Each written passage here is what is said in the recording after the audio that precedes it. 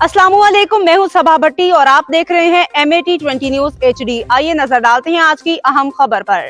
खबर शामिल करते हैं चनियोट से। ब्यूरो चीफ मुख्तार अहमद अंसारी की रिपोर्ट के मुताबिक थाना कांडेवाल के हदूद में छत फाड़ ग्रुप का राज, 3 दुकानों की छतें फाड़ के चोरी की बड़ी वारदात। थाना कांडेवाल के हदूद मौजा कालोवाल में चोरी की 3 जगह वारदात हुई है। पहली वारदात एहसान अरशद मोबाइल शॉप की दुकान की छत पर फाड़ के मोबाइल एसेसरीज नकदी समेत मस्जिद और मदरसे के गले से भी पैसे चुरा लिए गए और चोर जाते जाते कैमरों से वारदात का सारा रिकॉर्ड भी डिलीट कर गए। दूसरी वारदात रांझा करियाना स्टोर की छत फाड़ के नकदी और करियाना उठा के ले गए।